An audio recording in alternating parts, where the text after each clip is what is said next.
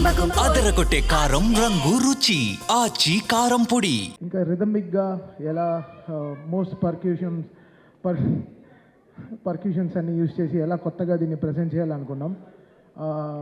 ఈ సినిమాకి major strength ఈ సినిమాకి మా లిరిసిస్ట్ వాళ్ళందరూ. బికాస్ ఫస్ట్ అఖండాలోనే చాలా చేసేసాం, ఇంకేం చేస్తాం ఈ అఖండాకి అనుకున్నాం. బట్ కళ్యాణ్ చక్రవర్తి గారు, నాగగురునాథ శర్మ గారు, కాశల శ్యామ్ గారు వీళ్ళందరూ నిజంగా చాలా చాలా కష్టపడి ఒక్కొక్క సీన్కి పాటలకి రాయడం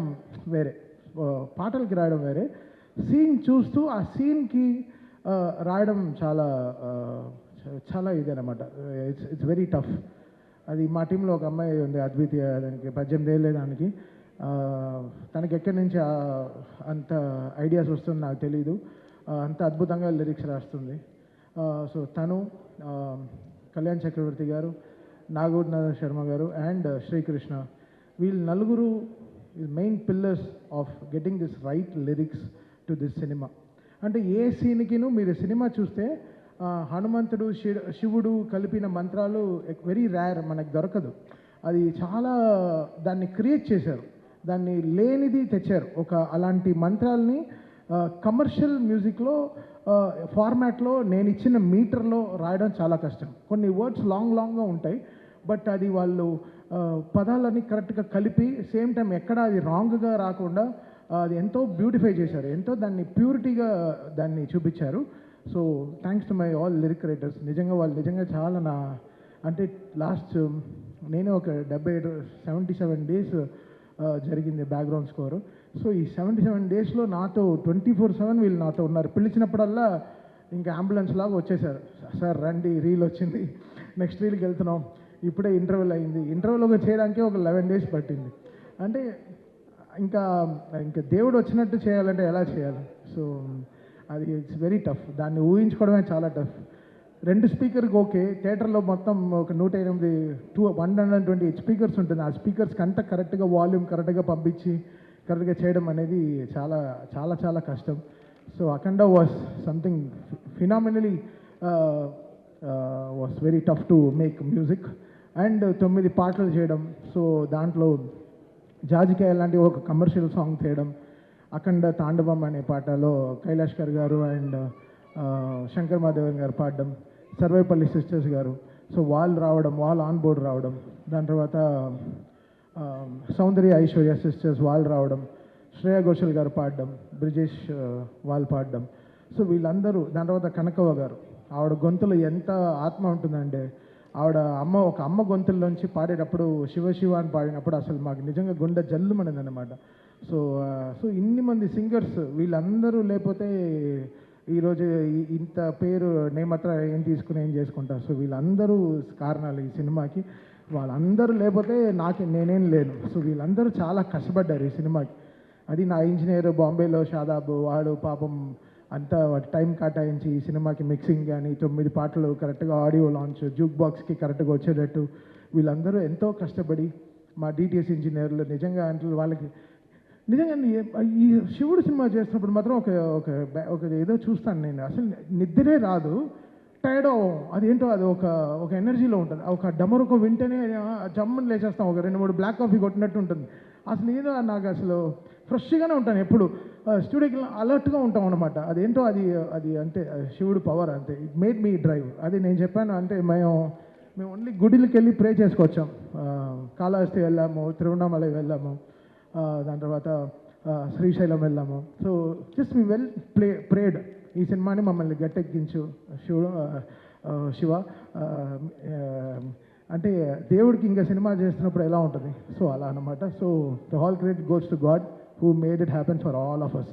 మమ్మల్ని అందరినీ ఇంత జాగ్రత్తగా చూసుకుంటూ మాకు ఒక సీట్ బెల్ట్ వేసి నువ్వు ఎంతైనా డ్రైవ్ చేయి, జాగ్రత్తగా నేను తీసుకెళ్ళి డెస్టినేషన్లో చేర్పిస్తానని చెప్పి. So it was such a great moment. And Gangadhar garu, ఆయన పాడిన చిన్న వెరీ స్మాల్ మూమెంట్, ఆయన మణిశర్మ గారి షోస్లో నాకు పరిచయం అనమాట. ఆయన పాడే పాటలు అసలు వైబ్రెంట్ అవుతుంది, మా డ్రమ్సే బయట వినిపించదు. సో ఆయన కంఠం అనేది చాలా స్ట్రాంగ్. సో ఆయన ఈ సినిమాలో భగవద్గీత 8 లైన్స్ పాడడం అనేది we feel very proud sir. Thank you so much sir.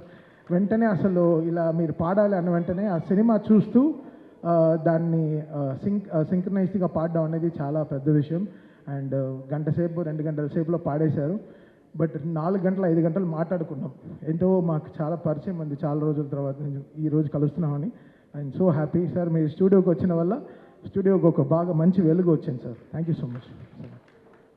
And Santosh cameraman అంటే బోయపాటి గారు డ్రీమ్స్ బిగ్. అది డ్రీమ్ బిగ్ చేస్తారంటే ఆయనకి బాలయ్య గారికి అంటే జనరల్లీ హీరోయిన్కి మనం కెమిస్ట్రీ చూస్తాం. ఒక ఫస్ట్ టైం ఒక డైరెక్టర్కి ఒక హీరోకి ఒక కెమిస్ట్రీ ఉంటుంది. అది వాళ్ళు ఫిజిక్స్ రూపంలో బయట చెప్తారు. అది వాళ్ళ కెమిస్ట్రీ అంతే. అలా చూస్తుంటే కిక్ వస్తుంది అనమాట. అసలు అది వాళ్ళిద్దరు కాంబినేషన్లో సినిమా చూస్తుంటే ఆహా ఇది కదా అంటే పంచువేషన్స్ కొట్టడం కానీ కరెక్ట్గా పంచువేషన్స్ కానీ కరెక్ట్గా ఉంటాయన్నమాట. సో ఎక్కడో బోయపాటి గారికి నాకు ఆ సింక్ కరెక్ట్గా ఇలా కరెక్ట్గా ఒక గ్రాఫ్ వేసుకుంటాం. సో దానికి తగినట్టు పనిచేస్తాం. నేను షూటింగ్కి వెళ్ళాను, జార్జియా వెళ్ళాను. -14 -15 డిగ్రీస్లో హోల్ టీం పనిచేశారు. చాలా కష్టపడి పనిచేశారు. నిజంగా అసలు hats off to the whole team, whole crew. వాళ్ళు Santosh cameraman team, stunt master team, అందరు everybody like production team everyone. So ఇది చాలా అంత ఆషిమాషిగా అయిపోయిన సినిమా కాదు. బోయపాటి గారు చెప్తారు 70 రోజుల్లో ఫినిష్ చేసాం షూటింగ్ అలా అంటున్నారు తప్ప 8 monthsలో అయిపోయింది అంటున్నారు తప్ప లేదు. ఇది శివుడు ఆజ్ఞ లేకుండా ఏం జరగదు. అంటే ఇది మేనిఫెస్టెడ్ సో మచ్. ఇంత స్ట్రాంగ్గా ఈ సినిమాని జనాలకు తీసుకెళ్ళి చూపించాలి అన్న వెంటనే so it came all powers came from the heaven and made it happen for them. మీ అందరికీ తెలుసు December 5th రావాల్సిన సినిమా 12th వచ్చింది. సో వాళ్ళు అనుకుంటే ముందరే కేసు వేయించి ఎప్పుడో ఆపుండొచ్చు. బట్ కరెక్ట్గా లాస్ట్ మినిట్లో వచ్చి ఆపుతారు. సో దీని గురించి మీకు తెలుస్తుంది ఎంత యూనిటీ లేకుండా ఉంది వరల్డ్ అనేది. సో అది we have to get everything right.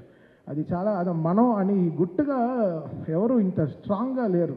అందరూ ఎవ్రీబడి ఈస్ లైక్ మందే, మనమే, నాదే, నేనే అని ఉంటున్నారు. అది కాదు. ఇది మనం అని వచ్చేటప్పుడే అన్నీ కలుస్తాయి. అన్నీ ఎవ్రీథింగ్ విల్ ఫామ్. మనం ఇది మనది అన్నప్పుడే it will have that shine. అందరూ పెరుగుతారు దాంట్లో. మనం అందరం పెరుగుతాం తప్ప మనం అని చెప్పేటప్పుడు మనం పెరుగుతాం తప్ప మనం ఎప్పుడు తగ్గిపోం. సో అది చాలా ఇంపార్టెంట్.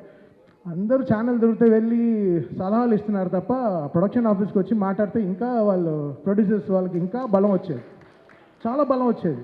ఎందుకంటే ఎవరిని అడిగినా గోపి, రాము, కోటి గారు అంటే అందరూ చాలా మంచివాళ్ళండి, చాలా మంచివాళ్ళండి అంట. అప్పుడు ఎందుకు వాళ్ళ గురించి బయట తప్పుగా మాట్లాడాలి?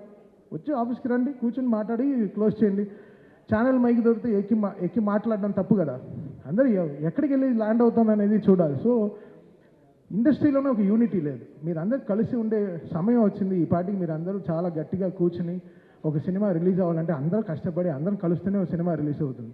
ఏదో ఒక ఇంటి 4 గోడ మధ్యలో అవ్వాల్సింది ప్రపంచం అంతా చాలా బ్యాడ్గా వెళ్తుంది. మన టాలీవుడ్ ఇండస్ట్రీ చాలా గొప్ప ఇండస్ట్రీ. మనకుండే ఫ్యాన్స్ పవర్ ఏ వరల్డ్లో లేదు. మనకుండే ఫ్యాన్స్ పవర్, మనకుండే హీరోలు ఇంతమంది ఎక్కడ ఏ లాంగ్వేజ్లోనూ లేరు.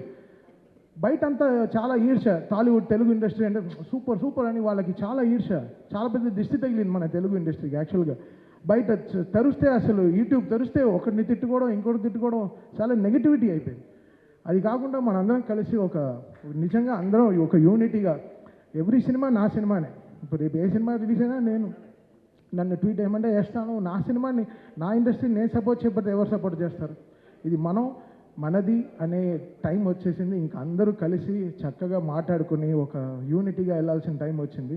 So I request all everyone, ఎవరికైనా దెబ్బ తగిలితే వెళ్ళి బ్యాండేడ్ వేయండి.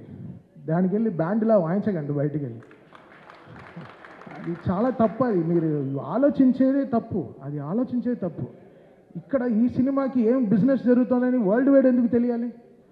అది ప్రొడ్యూసర్స్ వాళ్ళు కష్టపడి తెచ్చుకున్న సినిమా, వాళ్ళు గెలవాలని మేము అందరం అనుకునే సినిమా ఎవడు ఆపుతాడు సినిమాని? లాస్ట్ మినిట్లో ఎందుకు ఆపాలి సినిమాని? ప్రొడ్యూసర్ ఆపుతాడా? నా సినిమా 5వ తారీఖు రిలీజ్ అంటే 4వ తారీఖు సాయంత్రం 7ంటికి ట్వీట్ చేయాల్సిన కర్మ వాళ్ళకేంటి? వాళ్ళు ఎంత కుమిలిపోయి ఉంటారు ఆఫీసులో కూర్చుని. వాళ్ళు ఎవరిని ఆలోచించారా? వాళ్ళకి ఒక ఫ్యామిలీ ఉంది, వాళ్ళకంటూ ఒక మనుషులు ఉన్నారు, వాళ్ళు నమ్మి పిల్లలు ఉన్నారు. ఎవరైనా ఆలోచించారా?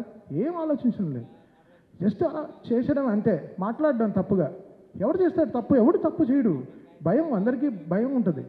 సో మీరందరూ ఒకసారి ఆలోచించి చేయండి ఏ విషయమైనా సరే. అది చాలా ఇంపార్టెంట్. ఊరికే జరగదు కొన్ని కొన్ని విషయాలు. బట్ ఏమున్నా ఇది ఎప్పుడొచ్చినా అయితే ధైర్యంగా ఉన్నాం. ఎప్పుడొచ్చినా ఈ సినిమా బాక్సులు బద్దలవుతాయి, స్పీకర్లు పేలుతాయి, కాల్తాయని మాకు తెలుసు. సో మేము ధైర్యంగానే ఉన్నాం. బికాస్ మనం దేవుడిని నమ్ముకుని వెళ్ళాం. సో ఒకరోజు దర్శనం జరుగుతుంది, లేకపోతే 1 వీక్ తర్వాత జరుగుతుంది. ఈ 1 వీక్ తర్వాత మీకు అందరూ దొరికింది. ఈరోజు మీరందరూ చాలా దీన్ని పెద్దగా చాలా దీన్ని మీరు రెస్పెక్ట్ చేసి ఈ సినిమాని అందరూ ఈరోజు ఫ్యామిలీస్ అందరూ వెళ్తూ థియేటర్ చూస్తుంటే నాకు చాలా హ్యాపీ అనిపించింది. ఇది బికాస్ ఒకరు కష్టం కాదు. దీంట్లో ఒక సినిమా జరగాలంటే ఒక మినిమం 2000 మంది పనిచేస్తే కానీ ఒక సినిమా రిలీజ్ అవ్వదు. అది ల్యాబ్ నుంచి ఎవరో ఎంతో కష్టపడితే కానీ ఒక సినిమా రిలీజ్ అవ్వదు. ఇది ఒక మనిషిది కాదు, అందరూ ఇంత టెక్నీషియన్స్. నాతోనే 600 మంది పనిచేశారు ఈ సినిమాకి.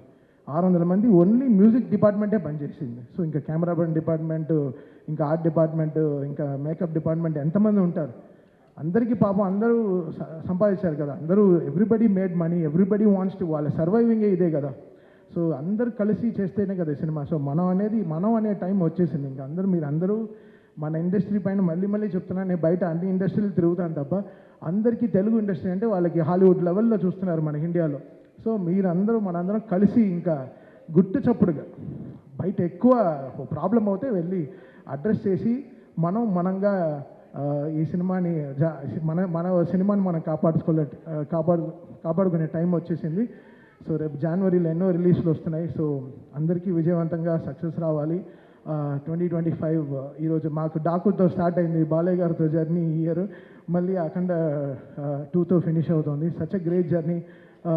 5 సినిమాలు, 5 బ్లాక్ బస్టర్స్ కొట్టాము. ఇప్పుడు 6వది కూడా స్టార్ట్ చేసాం గోపితో. అది ఇంకో బ్లాక్ బస్టర్ అవుతుంది. ఎందుకంటే అది కూడా వర్క్, అసలు సామాన్యమైన సినిమా కాదు. దానికి కూడా చాలా కష్టం ఉంది, వర్క్ ఉంది. అండ్ మనల్ని ఒక మనిషి నమ్మితే మనం నమ్మకం కదా ఇంపార్టెంట్. మళ్ళీ అదే చెప్తుంటే కష్టంగా ఉంది. మనం 300 మంది ఒక ఫ్లైట్లో వెళ్తాం, 2 పైలట్ నమ్మి, ఆ పైలట్ ఎవడో మనకు తెలియదు. ఇటు వెళ్ళి దింపుతాడని తెలుసు, అంతే ఎక్కేస్తాం. సో అలా మనకి నమ్మకం అనేది చాలా ఇంపార్టెంట్. ఒక పర్సన్ మనం నమ్మామంటే వాళ్ళని మనం చాలా జాగ్రత్తగా చూసుకోవాలి. అలా బోయపాటి గారు ట్రస్ట్ మీ కంప్లీట్లీ. తమన్ గారు ఇది సూపర్ సార్. ఇది ఆయన యాక్చువల్లీ చెప్పుంటే మొత్తం 14 రీల్స్లో 14 రీల్స్ వస్తాం. మొత్తం 9 రీల్లో 2 కరెక్షన్ 3 కరెక్షన్ చెప్పుంటారు. నీకు కరెక్షన్ ఎందుకు రాలేదంటే ఆయన నన్ను నమ్మారు కాబట్టి నేను ఆయనకి జాగ్రత్తగా చేశాను సినిమాని, అంతే. ఆయన నమ్మారు, ఓకే అసలు కరెక్షన్ రాకుండా ఉండాలి అనే లెవెల్లో కొంచెం డిలే చేశాను. నా వల్ల కొంచెం డిలే ఉంది. బికాస్ అర్థం చేసుకోవడం ఈ సినిమాని ఒక టైం పట్టింది. ఫస్ట్ అఖండా కూడా అదే జరిగింది. ఒక 25 days ఎలా చేయాలి ఆలోచిస్తున్నాను. ఈయనేంటి ఇలా తీస్తారు, ఏంటి ఇంటర్వెల్కే ఇంత ఊపిరి తట్టుకోకుండా చేశారు, ఇంకా 5వ రీల్ 6వ రీల్ 7వ రీల్ ఎలా చేయాలి, అసలు మౌంట్ ఎవరెస్ట్ లాగా ఉండింది క్లైంబింగ్ ఈ సినిమా. సో ఇంత వెయిట్ ఉన్నా ఎలా కష్టపడి ఎక్కేసాం, కొండని ఎక్కి ఫినిష్ చేసాం అనమాట. సో థ్యాంక్ యూ బోయపాటి గారు అండ్ బాలయ్య గారు ఫర్ ద గ్రేటెస్ట్ ట్రస్ట్. దూకుడి నుంచి నన్ను సపోర్ట్ చేసిన 14 రీల్స్ అండ్ ఓవర్సీస్ రిలీజ్ చేసిన మోక్ష మూవీస్. చాలా సైలెంట్గా ఉంటాడు శ్రీధర్, మా ఇద్దరికి అసలు పడదు, బట్ చాలా మంచివాడు. Thank you Sridhar, thank you so much. 9th reel గురించి మన ఇద్దరికి చిన్న గొడవలు ఉన్నాయి, చూసుకుందాం తర్వాత. And thanks for everyone. ఈరోజు అందరూ ఈరోజు యునైట్ అయ్యాం. చాలా సంతోషంగా ఉంది ఈ సినిమా సక్సెస్ అయిందని చెప్పి. చాలా thanks and thanks to everyone.